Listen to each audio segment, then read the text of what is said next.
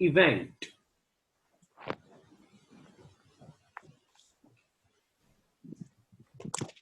Event is recognized as an incidence.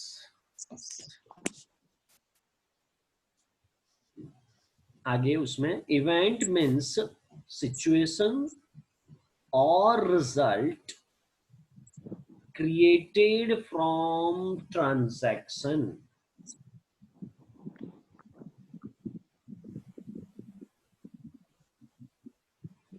अगर शायद आपको याद हो तो मैंने एक मशीन वाला आपको प्रीवियसली एग्जांपल दिया था, याद है किसी को?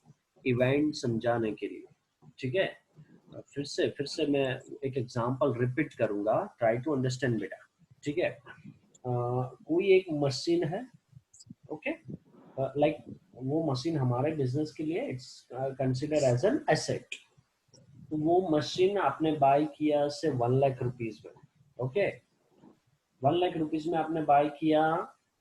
उसको मशीन को हमारे फैक्ट्री के वहां तक लाने का जो ट्रांसपोर्ट चार्जेस है दैट इज लाइक से ₹10,000, राइट? और यहाँ पे उसको मशीन को एक प्रॉपर जगह पे एक इंस्टॉल करने के लिए वेजेस और दूसरा जो खर्च हुआ इंस्टॉलेशन चार्जेस, इसको हम शॉर्ट में बोलेंगे से 5,000, right? See here we have series of consequent transaction. कौन कौन से ट्रांजैक्शन यहाँ पे हुए? 3 ट्रांजैक्शन एक्चुअली हुए। कौन कौन से 3 ट्रांजैक्शन हुए, कोई बताया क्या मुझे इसमें से?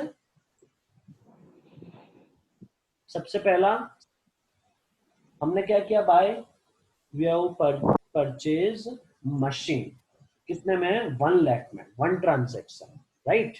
आपने प्रोडक्ट लिया, सामने 1 लाख रुपीज दिया।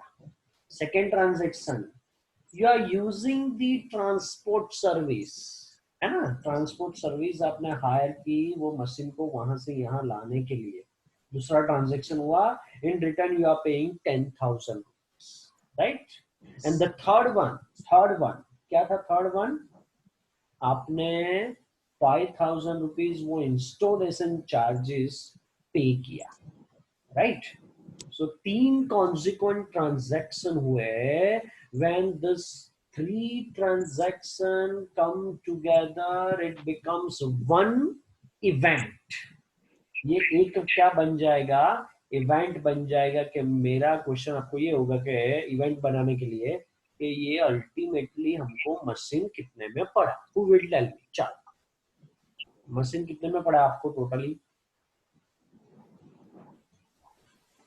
1 लाख रुपीज उसकी जो परचेज प्राइस है वो, ट्रांसपोर्ट का 10,000, इंस्टॉलेशन का 5,000। बताओ टोटल मशीन कितने में पड़ा बेटा? 1,15,000। Yes, right. तो जब मैं आपको क्वेश्चन पूछूंगा कि हर एक ट्रांजेक्शन की क्या कॉस्ट है, आप वो हिसाब से आंसर दोगे। But when I ask you about that machine for a particular one event of that machine, तो वो टोटल मशीन हमको कितने में पड़ा, उसकी कॉस्ट प्राइस क्या आई? 1,15,000। I hope it is clear that what is the difference between transaction and event. Clear है सबको ट्रांजैक्शन और इवेंट में क्या डिफरेंस है? आर यू गेटिंग मी और not? Shall we move ahead? आगे बढ़े बेटा। चलो, बस वही ट्रांजैक्शन, ऐसा ही कुछ ट्रांजैक्शन यहाँ पे भी दिया है। ओके, चलो next, write down third one. Third definition मैं मेरे हिसाब से लिखवा रहा हूं, यहाँ पे दी है, उससे थोड़ा डिफरेंट है बट इजी टू अंडरस्टैंड है। लिखो, when an owner brings whatever when an owner brings whatever in the form of cash or goods or asset in the business is called is called capital. Is called capital. पता चला बेटा ये meaning आप जिसको अभी तक commonly ऐसा बोल रहे थे कि भाई चलो आपने ये बिजनेस में कितना इन्वेस्ट किया है, राइट? वही इन्वेस्टमेंट अकाउंटिंग व्यू पॉइंट से वो वर्ड को हम क्या बोलते हैं? इन्वेस्टमेंट की जगह कैपिटल बोल रहा है, right? So when an owner brings whatever, owner कुछ भी लाएगा बिजनेस में, कैश लाएगा या फिर गुड्स लाएगा या फिर असेट लाएगा, राइट? वो जो कुछ भी बिजनेस में अपने पर्सनल में से कुछ भी ला रहा है, सो उसको अकाउंट की लैंग्वेज में हम क्या बोलते हैं बेटा? उसको it is called as an capital. Is it clear what is capital? Most important meaning आपका एग्जाम ओरिएंटेड. ठीक है, चलो 1 मिनट दे रहा हूँ, जस्ट रीड आउट. यस बेटा, एक बार फिर से रिपीट करो डेफिनेशन. हाँ. When an owner brings whatever in the form of cash or goods or asset in the business is called capital.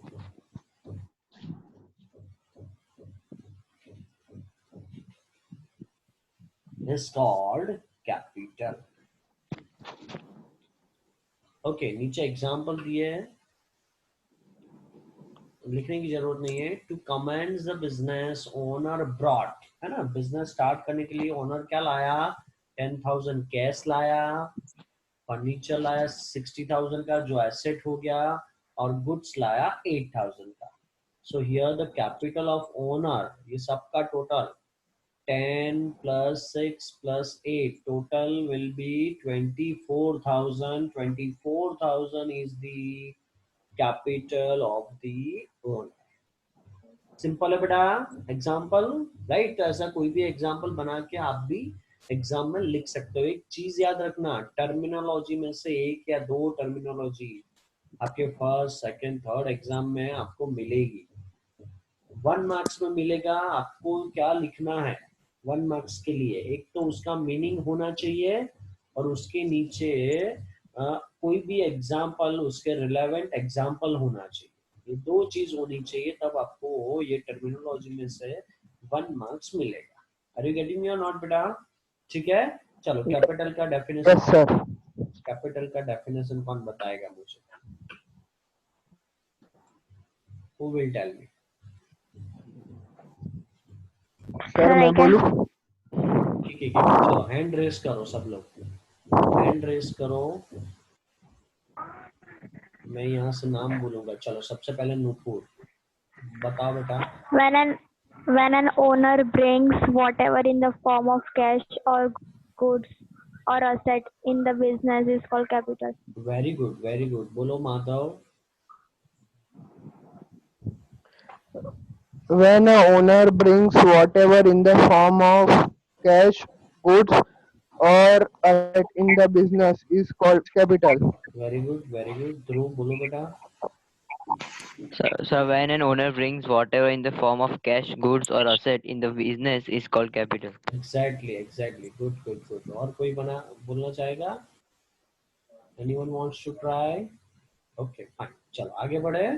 दूसरा डेफिनेशन लिखो बेटा. चलो, उसका ऑपोजिट है कैपिटल का. अब ऑपोजिट आएगा ड्राइंग्स. वो वाला ड्राइंग में पिक्चर आप जो ड्रॉ कर रहे हो वो वाला ड्राइंग्स नहीं है ये. ब्रैकेट में उसका दूसरा वर्ड लिखो तो पता चलेगा. विड्रॉल. सुना है ऐसा वर्ड विड्रॉल? Yes sir. आप बताओ, चलो आप क्या समझ रहे हो विड्रॉल वर्ड से, वो बताओ पहले. कैश विड्रॉ करना मींस कैश निकालना. सॉरी, रिपीट बेटा प्लीज, रिपीट करो. क्या मींस वो कैश विड्रॉ करना बोलते हैं, मींस कैश निकालना, उसमें से निकालना. हाँ एग्जैक्टली, एग्जैक्टली. और कोई बताएगा व्हाट इज विड्रॉल? सर हमारे बैंक के अकाउंट में जितने पैसे हो मतलब उसमें से विड्रॉ करना है ऐसा। एग्जैक्टली, वो भी विड्रॉल है, बट अगेन अगेन मैंने अभी बेटा बताया, टर्मिनोलॉजी ऑफ अकाउंटिंग है ये, यानी यहाँ पे विड्रॉल का मीनिंग स्लाइड चेंज है। आप जनरली यूज वर्ड, बैंक में से आपने पैसा विड्रॉल कर रहे हो तो वो ही वर्ड यूज कर रहे हो, राइट? बट अकाउंटिंग में it is quite different. Okay, पहले मैं आपको डेफिनेशन लिखाऊंगा, लिखो पहले डेफिनेशन, तो ऑटोमेटिकली पता चल जाएगा क्या है ये। लिखो सबसे पहले डेफिनेशन, चलो। When an owner takes when an owner takes whatever in the form of cash, goods or asset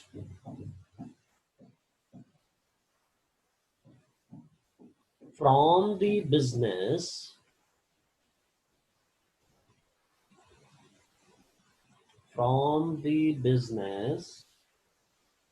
is called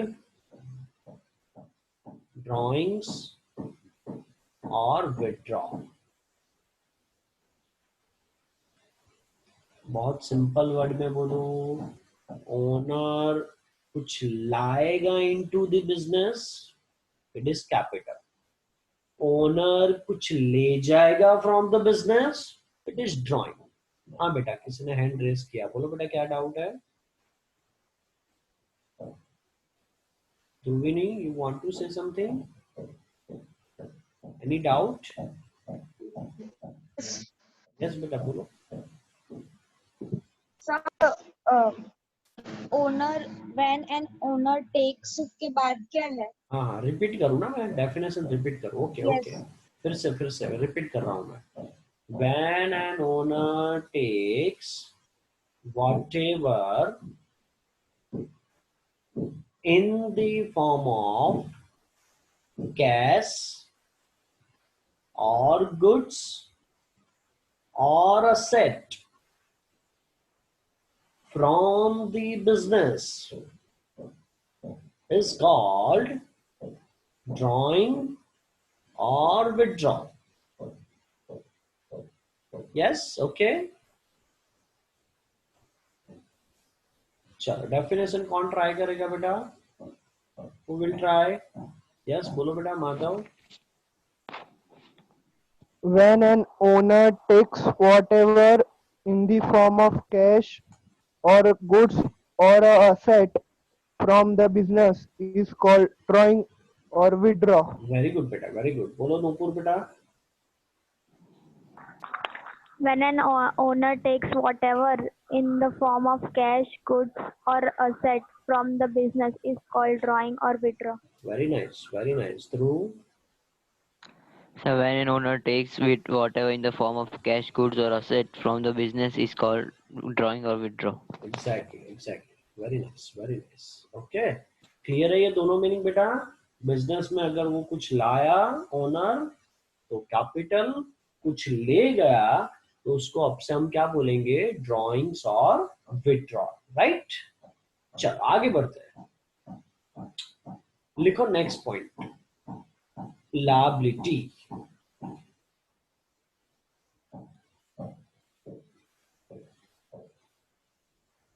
liability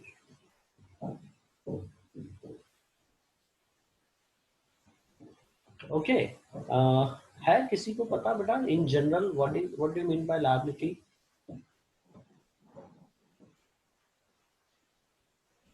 आप क्या अंडरस्टैंड करते हो लायबिलिटी वर्ड से? तो मतलब बिजनेस में हमारा कितना बजट है, मतलब कितने पैसे हमारे पास? No no no no, it's not a liability, it's not a liability. Liability यानी डेट। आपने ऐसा सुना होगा, इतना देवा है मेरे पे, किसी को पे करना है, अमाउंट जो पेएबल है ना बेटा, पता चला लायबिलिटी यानी क्या? जो लोग आपके पास पैसा मांग रहे हैं उसको क्या बोलते हो आप लोग? डेट बोलते हो, क्या बोलते हो उसको? So that is the liability, right? आपको जो सामने वाले बंदे को अमाउंट पेएबल है, So that amount payable is what? Liability, one kind of due beta, right? ठीक है? ओके, चल पहले मीनिंग लिखो, फिर उसके टाइप्स में भी जाएंगे. लिखो meaning. Amount payable by the business for credit purchase of goods or asset,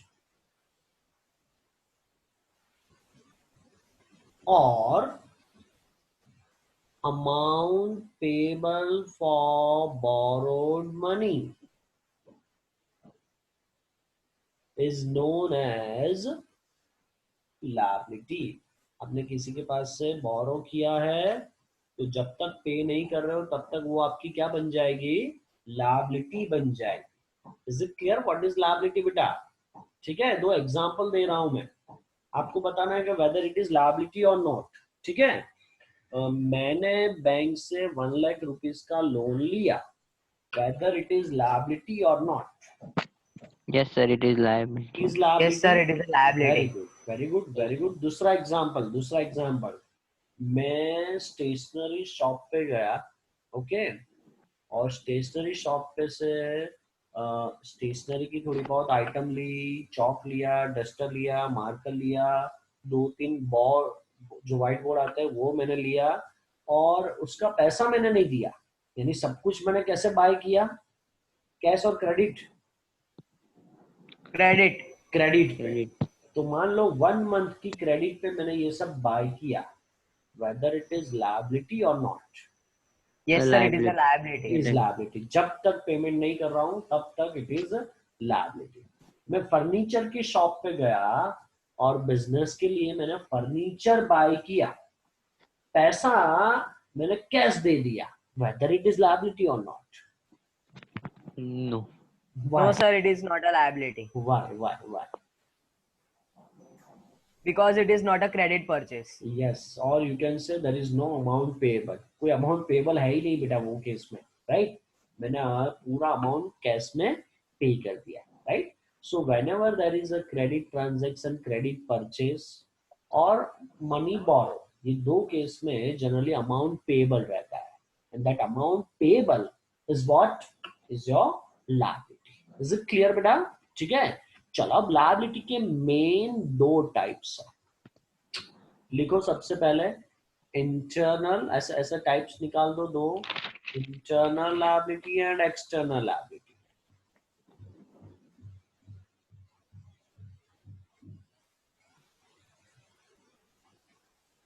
internal liability and external liability बहुत सिंपल चीज है. शायद आपको मैं रिकॉल थोड़ा बहुत करूं, आपको पता हो internal users and external users. कौन कौन इंटरनल यूजर्स हैं एंड कौन कौन एक्सटर्नल यूजर्स हैं? So because internal user means the person who are connected to business means owner, and that are internal based. The okay, users. And external में कौन कौन आएगा? customer and all. Customer, government, right, traders, ये सब कौन आएंगे? External. government research. हाँ. अब समझना. Liability towards internal person is internal liability, simple. And liability towards, बोलो, external person, third party, is called what? External liability. For example, चलो अब एग्जाम्पल, 2-4 एग्जाम्पल आपको बताना है, ठीक है? थोड़ा एक्सरसाइज करेंगे, आपको बताना है कि whether it is internal और एक्सटर्नल लायबिलिटी. ओके, चलो सबसे पहला मुझे मैनेजर को 10,000 कमीशन पे करना है, अभी तक पे नहीं किया. इंटरनल और एक्सटर्नल? Internal liability, right? चलो मुझे जो इन्वेस्टर्स है उनको 10,000 डिविडेंड देना है, अभी तक नहीं दिया.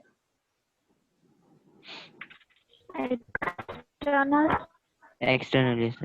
नहीं, इन्वेस्टर तो आपके बिजनेस का पार्ट हो गए ना, ओनर हो गए, शेयर होल्डर यानी. Internal. हाँ, तो इंटरनल लायबिलिटी आएगा, राइट? चलो मुझे ट्रेडर को क्रेडिट में जो मैंने गुड्स परचेस किया था उसका 10,000 पे करना है ट्रेडर को।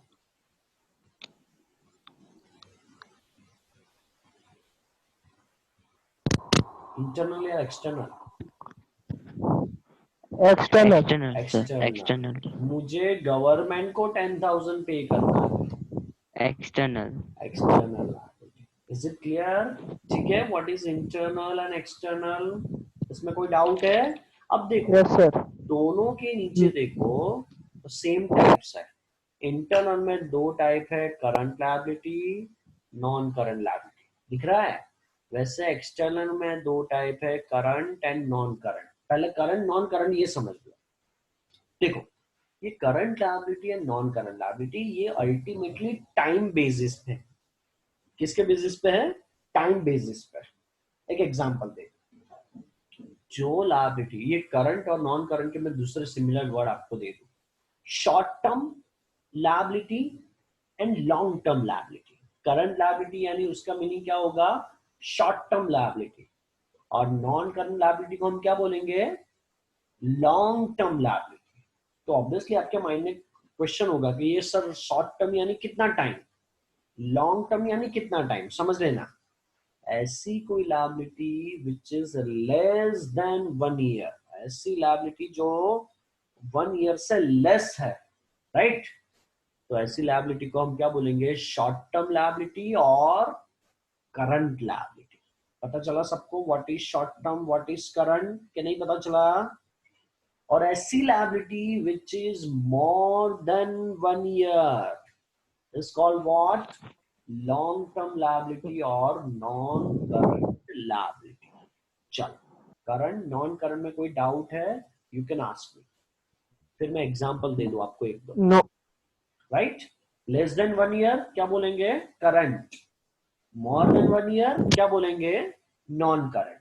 एग्जांपल दूं आपको, मुझे बताना है कि whether it is current liability और नॉन करंट। Yes, okay. चलो एक एग्जांपल सुनना।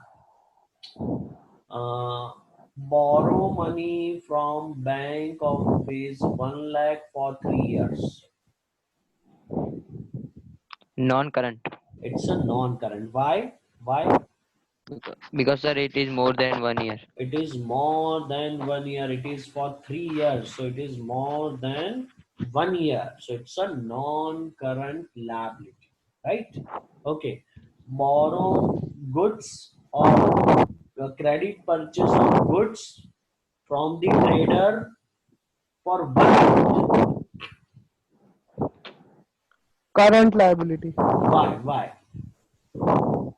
Because वो 1 year से कम है. हाँ, ओनली फॉर 1 मंथ है, तो वो क्या हो गया? Current liability. Is it clear बेटा? ठीक है, चल।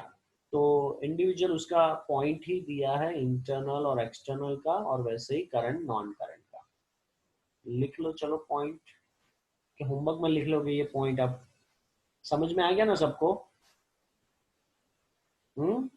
Yes, sir. तो मीनिंग ये होमवर्क में लिखना है आपको। इंटरनल एक्सटर्नल बुक में दिया है ना सबके पास book?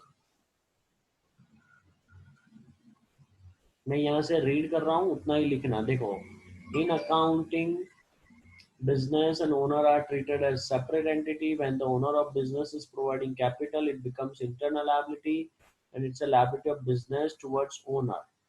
So in brief, amount payable by business to the owner is internal liability. इतना internal liability में लिखना है, फिर आगे नहीं, सीधा एक्सटर्नल के लिए दूसरा मीनिंग है।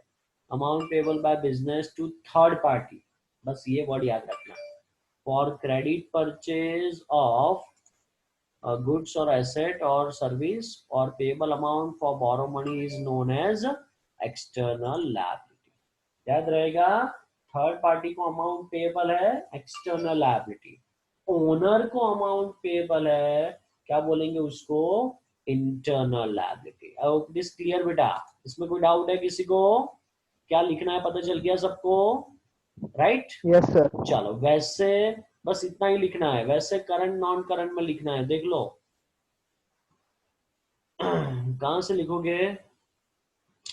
सेकेंड पैराग्राफ से, liability which is to be paid दिखा within 1 year is known as current liability. बस फिर नेक्स्ट पैराग्राफ में, liability which is to be paid during the period of more than 1 year is known as non-current liability. बस इतना लिखना है, चलेगा? लिख लोगे इतना बेटा? ठीक है, यस सर। सिंपल है। तो कल 7 के 7 वर्ड्स लर्न करके आने हैं। मैं कोई भी किसी का भी मीनिंग आपको पूछूंगा, राइट? नहीं आया तो सातों के साथ वापस 3 टाइम लिखने के लिए मैं दूंगा। चलेगा कि नहीं चलेगा? डन? चलेगा। Okay, done done. चलो वापस से सर कल मिलेंगे। डेफिनेशन ही बोलना है ना?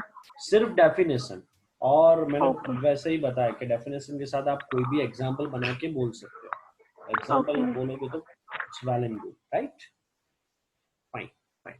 तो कल मिलेंगे वापस से सेम टाइम। होमवर्क पता चल गया ना सबको, राइट? 1 to 7 डेफिनेशन लर्न करना है, ओके? और ये जो 2 मैंने अभी बताया वो लिखना है आपको, ठीक है बेटा? Thank you so much, thank you so much. Bye sir. Bye बेटा, बाय।